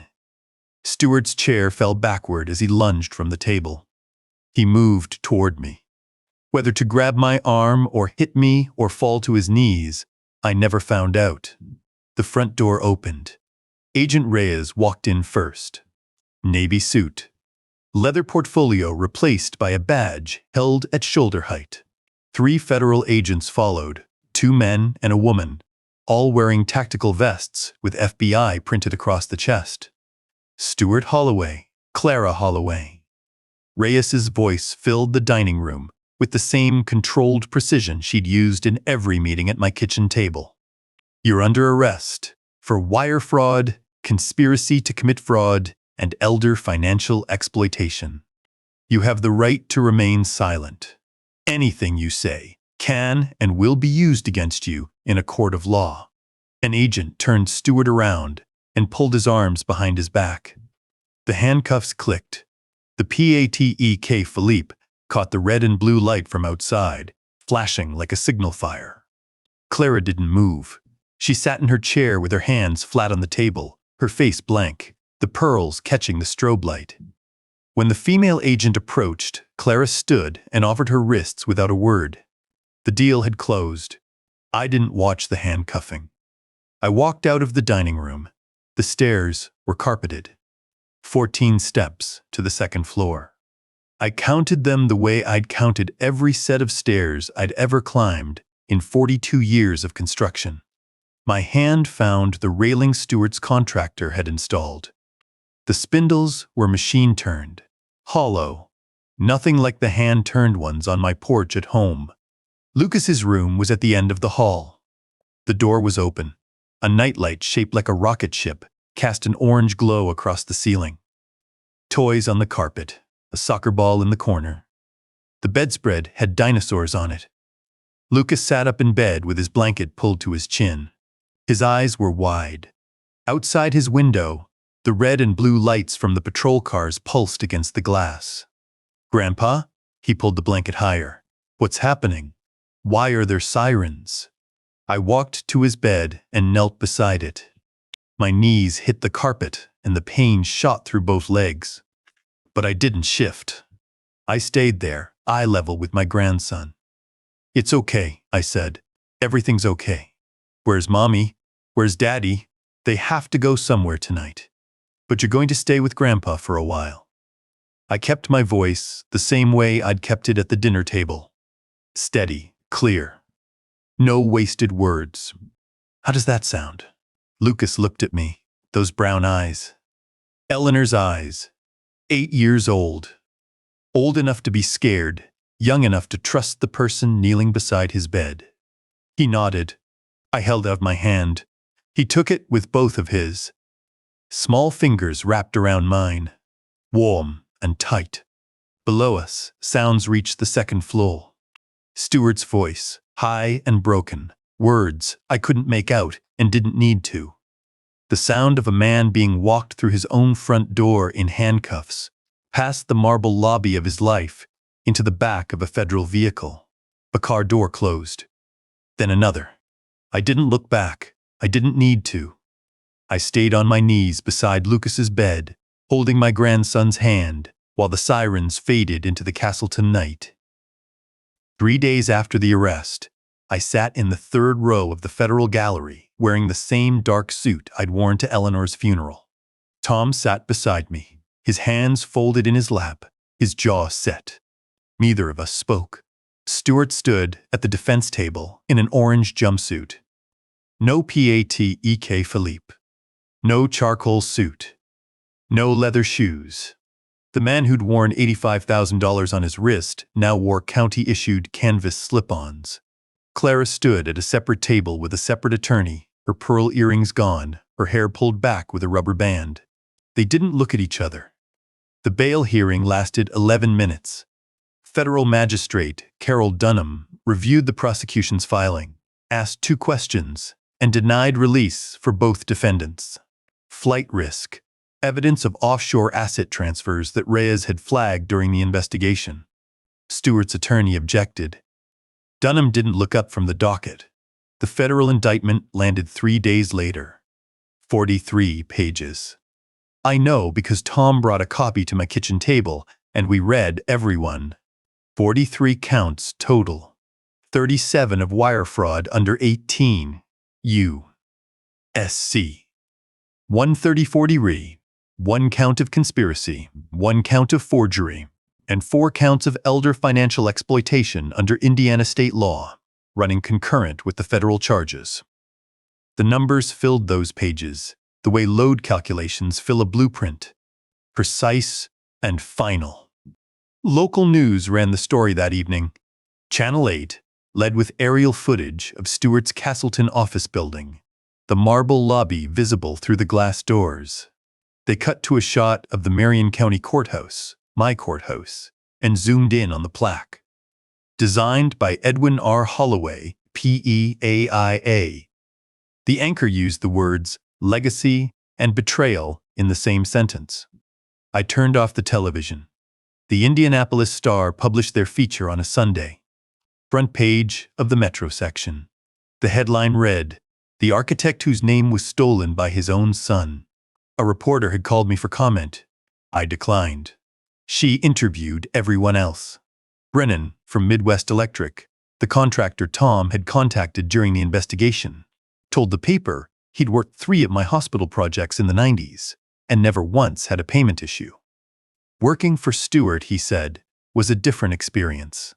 A former project manager from Holloway Construction described irregular billing, invoices submitted for work that hadn't been completed, and the afternoon he'd questioned a line item and been fired before lunch.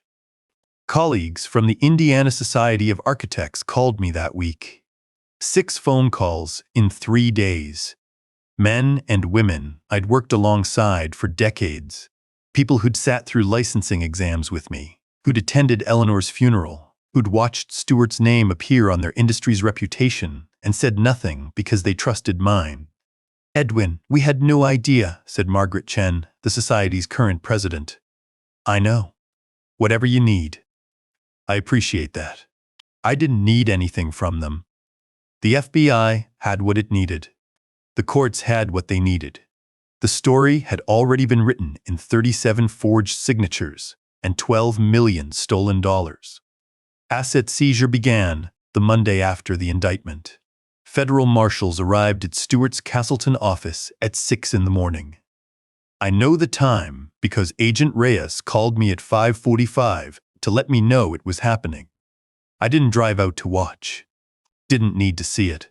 The marshals secured the building, changed the locks, and posted federal seizure notices on every door.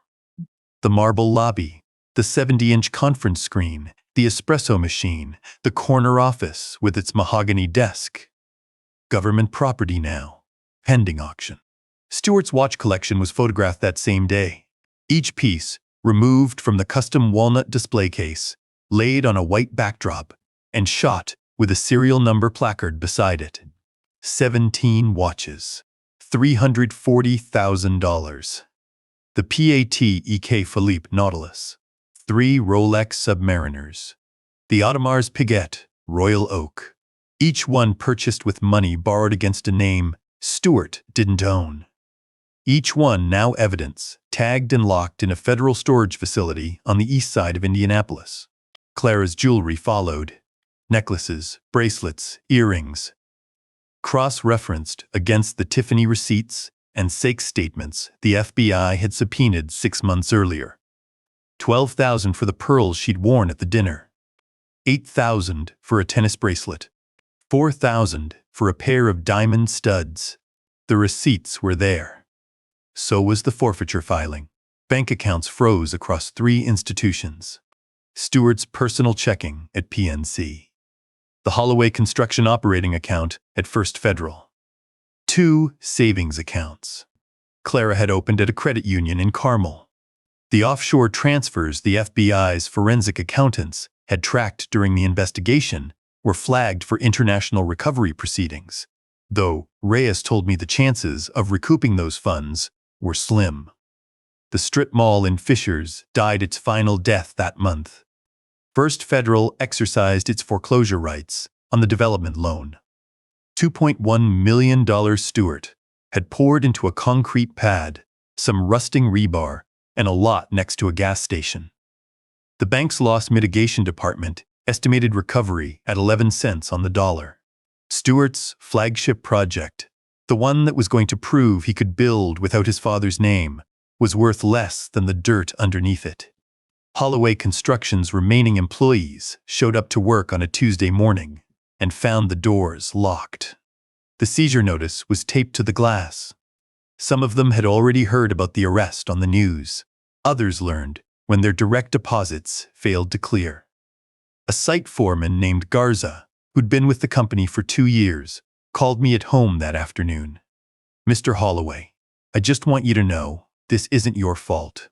"Thank you, Garza. I'm owed 4 weeks of pay." "Most of us are.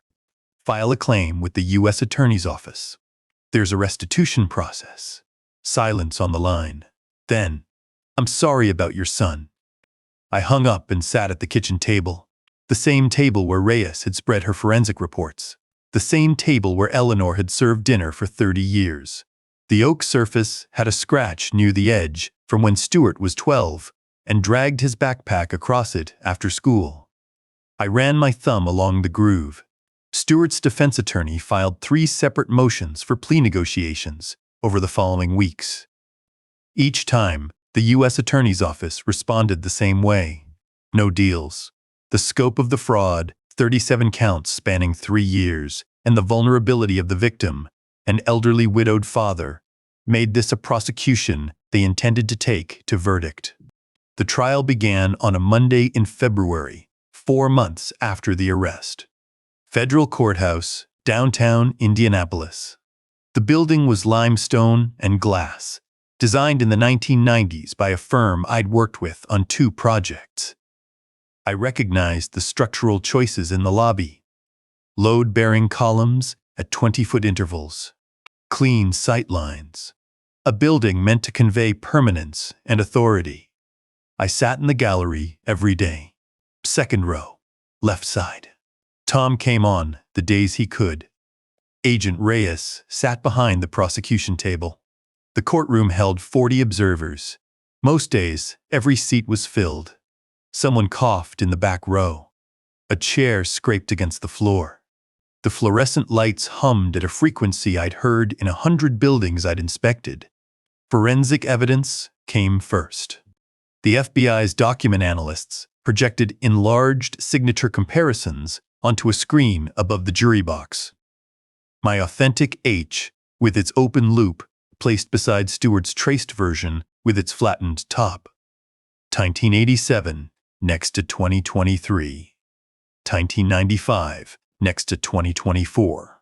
The evolution of a lifetime of signing documents, frozen in high resolution, compared against 3 years of static forgeries copied from a single photograph. The analysts explained pen pressure, stroke velocity, the clockwise versus counterclockwise formation of the letter O. Details so small they required magnification to see, but so consistent they couldn't be explained away. The jury leaned forward during this testimony. 12 people studying handwriting the way I'd studied blueprints for 4 decades. Financial evidence followed. $12 million traced through account statements, wire transfers, credit card receipts, and property records. The prosecution's forensic accountant spent 2 days on the stand, walking the jury through the money trail from forged loan application to Stuart's watch collection. Each transaction documented. Each dollar accounted for. Then, Maggie Okonkwo, the senior loan officer from First Federal Bank, took the stand. She wore a navy blazer and reading glasses on a chain around her neck. "I processed my first Holloway account in 2002, she told the court. "Edwin Holloway's name has been in our system for 35 years. When a loan application arrived bearing his credentials, it received immediate consideration." The prosecutor asked when she first noticed something wrong. "The seventh application," Maggie said. "The velocity was abnormal. No borrower, regardless of their portfolio, submits 7 construction loan applications in 18 months. But the name kept clearing our automated systems because the institutional trust in Mr. Holloway overrode the triggers." "What did you find when you compared the signatures?" Maggie removed her glasses and held them in her left hand. "I pulled the original 2002 account signature and set it next to the most recent application. The differences were immediate. The capital H formation, the pen pressure on the Y downstroke. Once I saw it, every application I'd approved fell apart." She paused. Her eyes moved to the gallery and found me in the second row. "Someone took 35 years of trust and turned it into a tool," she said. "I processed those loans with my own hands. That doesn't sit well." Stuart's recorded admission played on the 4th day of trial. The courtroom speakers carried my son's voice across the gallery, across the jury box, across the defense table where he sat with his head down. "Nobody's looking too closely at the paperwork. Banks love the Holloway name. Your reputation does all the heavy lifting." The jury heard it twice. The prosecution played it a second time during closing arguments. The same words, the same casual pride. "Nobody's looking too closely at the paperwork. Banks love the Holloway name. Your reputation does all the heavy lifting." Stuart's voice filling a courtroom where the consequences of those words were being measured in years. Clara's attorney made contact with the prosecution during the second week of trial. The cooperation agreement was signed within 48 hours. Clara would testify against Stuart in exchange for a reduced sentence. She would confirm his role as the primary architect of the forgery scheme. She would detail her own involvement in processing the paperwork, submitting the applications, managing the offshore transfers. She took the stand on a Thursday. She wore a gray cardigan and no makeup. Her voice was flat and controlled. She answered every question with the same calculating precision she'd used to run the fraud. The prosecutor asked if Stuart directed the forgery scheme. "Yes," Clara said. "Were you aware the signatures were forged?" "Yes." "Did you participate in the preparation and submission of the fraudulent loan applications?" "Yes." She described how she prepared each application, which scanner she used to capture my signature from the 2010 magazine photograph, which bank branch she submitted them to. She detailed the offshore transfer process, the shell accounts, the routing numbers she'd memorized. She dismantled 3 years of fraud with the same efficiency she'd used to build it. She didn't look at Stuart. He stared at the defense table, his hands folded, his face empty. The woman he'd married, the mother of his son, the partner in his scheme, took him apart with the same cold precision she'd brought to everything else. Sentencing came 6 weeks later. Stuart stood at the defense table in a suit his attorney had arranged. He looked smaller than I remembered.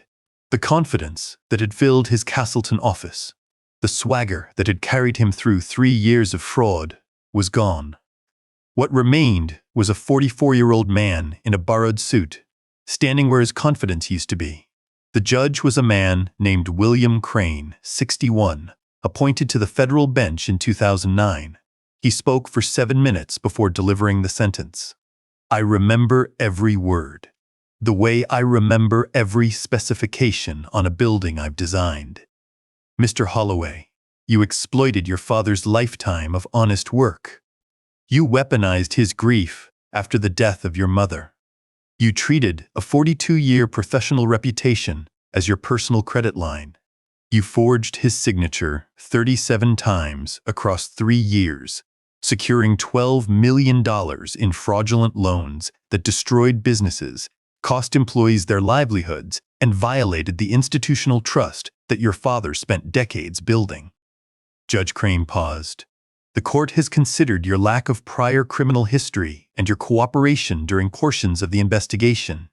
The court has also considered the systematic nature of this fraud, the vulnerability of the victim, and the breach of familial trust that made these crimes possible.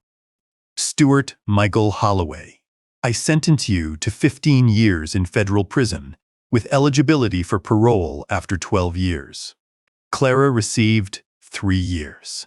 Conspiracy and accessory charges.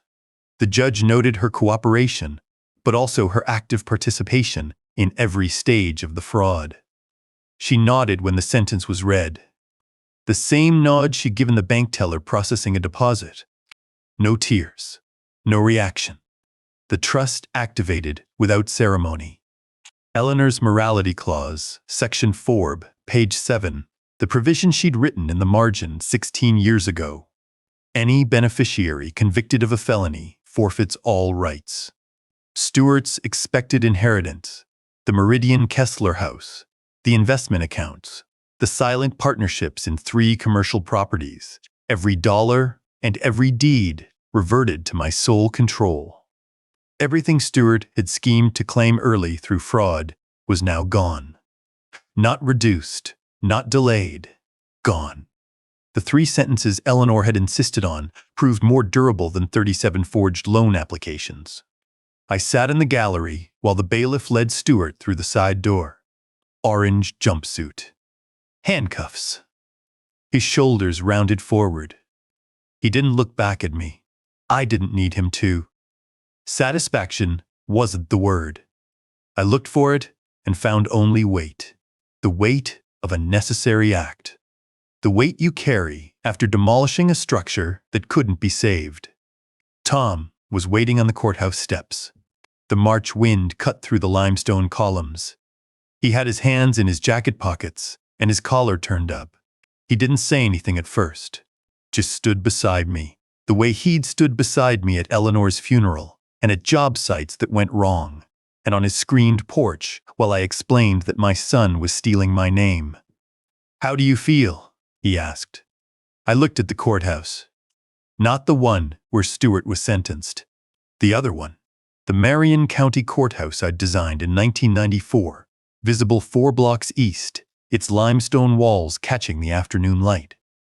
A building I'd drawn from nothing. Every column, every window. Every load-bearing wall calculated to stand for centuries. Like I demolished a building I designed, I said. It needed to come down. That doesn't mean I wanted to swing the hammer. Tom nodded. The wind cut through the limestone columns. Neither of us moved for a while.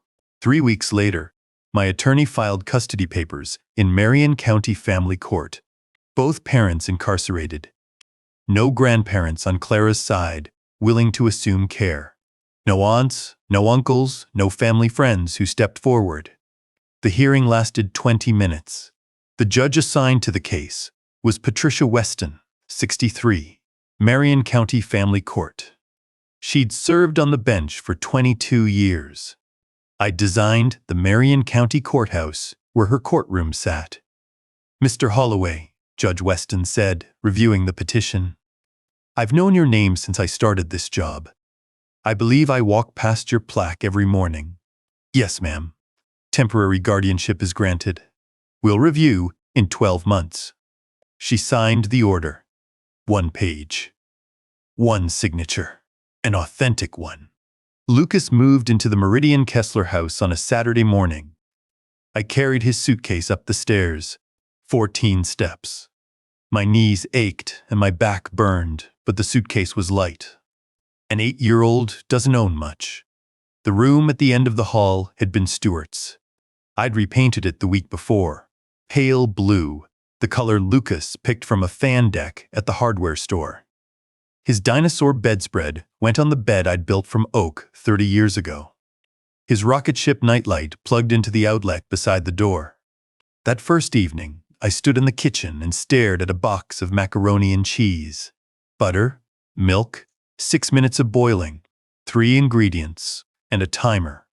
I'd designed buildings that housed thousands of people. I'd calculated load distributions for structures spanning 200,000 square feet. I'd threaded copper wire through pulleys carved from boxwood. The macaroni boiled over twice. Lucas sat at the kitchen table, his feet swinging above the floor, and watched me scrape pasta off the stovetop. "Grandpa, you're supposed to stir it." "I see that now." "Mom never stirred it either." I set the bowl in front of him. He took a bite, considered it, and nodded. "It's good." I sat across from him at the oak table with the scratch near the edge. Stuart's scratch. 12 years old. The table his grandmother picked at an estate sale. The kitchen she designed and I built 33 years ago for a family that looked nothing like the one sitting in it now. Lucas ate his macaroni and cheese. I enrolled him in the elementary school 3 blocks from the house on Monday. Walked him there Tuesday morning. Attended his parent-teacher conference the following week, sitting in a chair built for someone half my size, while his teacher explained second-grade math standards. The cycle of entitlement ended in that kitchen. Not with a verdict or a sentence or a 43-page indictment. It ended with a 64-year-old man learning to boil pasta for a boy who needed dinner. A new foundation. This one I'd pour myself. If you're rooting for me, please like and give my revenge a score from 1 to 10. 14 months had passed since the sentencing. The evening light came through the maples on our street at a low angle, the kind of September gold that makes you sit still and look at things. I sat on the wraparound porch I'd built in 1994, a cup of coffee balanced on the wide armrest I'd planed from white oak, and watched Lucas chase a soccer ball across the yard. He was 9 now, taller than I expected. His legs had that coltish length that boys get right before a growth spurt, and he ran with the loose-limbed joy of someone who hasn't learned to worry about how he looks. The ball rolled under the hydrangea bush Eleanor had planted in 2006. Lucas dropped to his knees and crawled after it. Inside the house, the Oos Constitution sat on Eleanor's walnut stand in the living room. Nearly 3 years of work, finished. Every gun port drilled, every sail hemmed, every thread of copper rigging strung through blocks I'd carved from boxwood with a blade the width of a sewing needle. I'd set the last spar in place on a Tuesday morning in August, stepped back, and felt nothing dramatic. Just a long breath out, and the feeling of setting down a tool for the last time. The ship sat beside Eleanor's photograph on the mantle. Her at 59, laughing, silver hair catching the light. 2 objects, side by side. One took nearly 3 years to build. The other I'd carried for 30.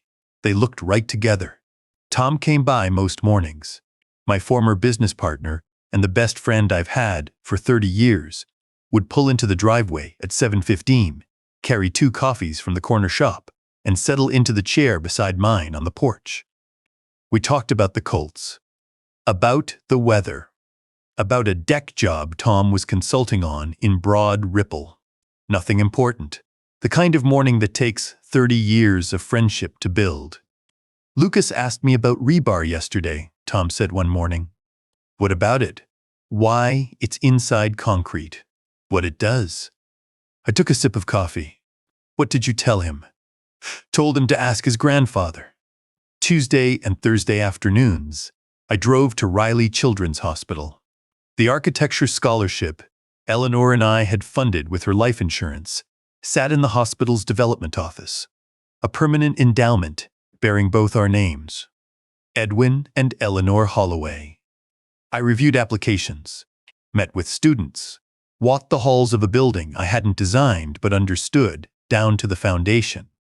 A young woman from Terre Haute was the first recipient. 22 years old, junior at Ball State, couldn't afford another semester. She showed me her studio project, a community health center designed for a rural county that had never had one. Her load calculations were solid. She'd done them herself. The rest of my hours belonged to Lucas.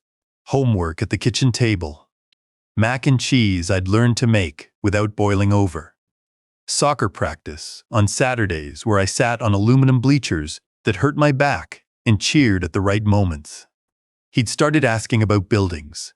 Grandpa, how do you know if a wall is holding something up? You read the plans. And if you don't have plans, you look for the signs. Cracks where they shouldn't be. Doors that won't close right. The building tells you what's wrong if you know how to listen. Can you teach me? I can. Last week, I drove him downtown.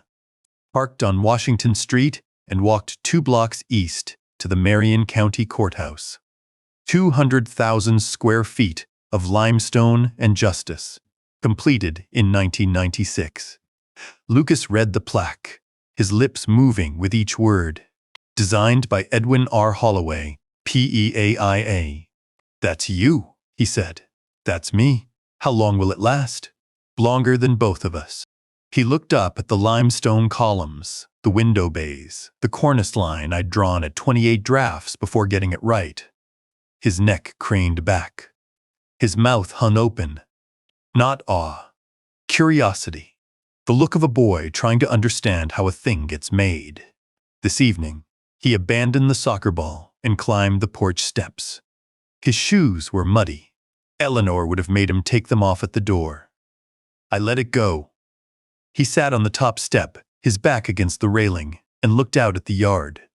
Grandpa? Yeah, this is a good porch. I set my coffee down. The oak armrest had a ring stain from 10,000 cups. I ran my thumb along it. You know what I love about this porch? I said. Built it in '91. Replaced 2 boards since. That's it. 2 boards in over 30 years. Lucas nodded. He didn't say anything. He picked at the lace of his muddy shoe and watched a cardinal land on the fence post across the yard. He didn't understand yet. Not the boards, not the lesson underneath them. But he would. Some lessons take time. I'd spent 64 years learning that one myself. The light went copper on the maples. Lucas's muddy shoes left prints on the steps Eleanor had swept every morning. Dinner needed starting. The porch was solid underfoot. I picked up my coffee and went inside to cook.